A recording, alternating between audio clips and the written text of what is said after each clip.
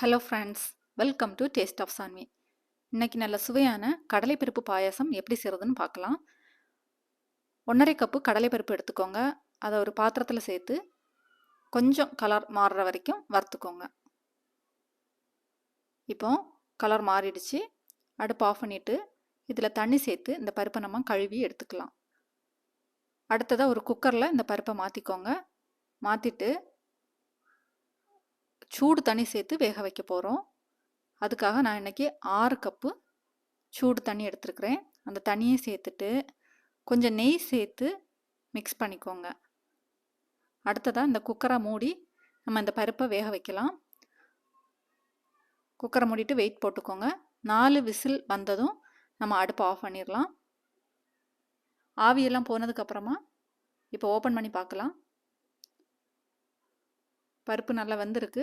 இந்த பருப்புலேருந்து கொஞ்சம் பருப்பை எடுத்து தனியாக வச்சுக்கோங்க. அடுத்ததாக மிச்சம் இருக்கக்கூடிய அந்த பருப்பை ஒரு கரண்டி வச்சு நல்லா மசிச்சு விட்டுக்கோங்க. நான் இன்னைக்கு இந்த பாயசத்திற்காக 1½ கப்பு நாட்டு சர்க்கரை எடுத்துருக்கிறேன். அதுக்கு கூட 1/2 கப்பு தண்ணி சேர்த்து நல்லா கலக்கிக்கோங்க. அதை அப்புறமா வடிகட்டி எடுத்துடலாம்.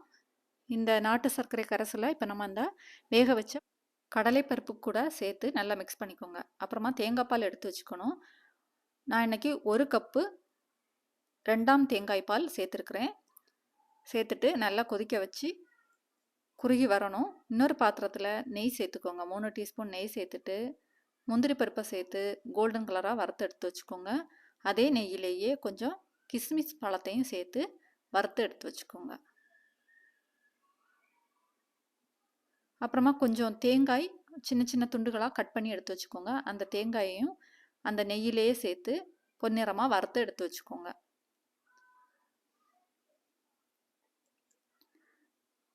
இப்போ பாயசம் கொஞ்சம் குறுகி வந்துடுச்சு. இதில் 1/2 கப்பு 1ஆம் தேங்காய் பால் சேர்த்து மிக்ஸ் பண்ணிக்கலாம். கூடவே நம்ம முந்திரி பருப்பு வறுத்து வச்சுருந்தோம்ல, அந்த நெய்யையும் சேர்த்துக்கலாம். சேர்த்துட்டு மிக்ஸ் பண்ணிக்கோங்க. அப்புறமா முதல்ல வேக வச்ச கடலை பருப்பு கொஞ்சம் எடுத்து வச்சுருந்தோம். அந்த பருப்பையும் இந்த ஸ்டேஜில் சேர்த்துக்கலாம். சேர்த்துட்டு நெய்யில் வறுத்த முந்திரி பருப்பு, கிஸ்மிஸ் பழம், தேங்காய் இதெல்லாம் சேர்த்துட்டு நல்லா மிக்ஸ் பண்ணிக்கோங்க. அப்புறமா அடுப்பை ஆஃப் பண்ணிடலாம். கடைசியாக கொஞ்சம் ஏலக்காய் தூள் சேர்த்துக்கோங்க.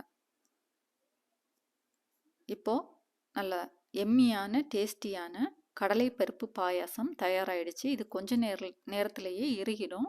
இப்போ பாருங்கள், சூப்பராக ரெடி ஆகிடுச்சு.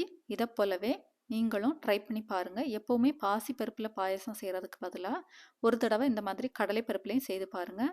செய்து பார்த்துட்டு இந்த ரெசிபி எப்படி இருந்ததுன்னு மறக்காமல் கமெண்டில் சொல்லுங்கள். பிடிச்சிருந்தா எங்கள் சேனலை சப்ஸ்கிரைப் பண்ணி சப்போர்ட் பண்ணுங்கள். லைக் பண்ணி ஷேர் பண்ணுங்கள். சப்ஸ்கிரைப் பண்ணிவிட்டு ஆல் என்கிற பட்டனையும் கிளிக் பண்ணிக்கோங்க. நன்றி. வாழ்க வளத்துடன்.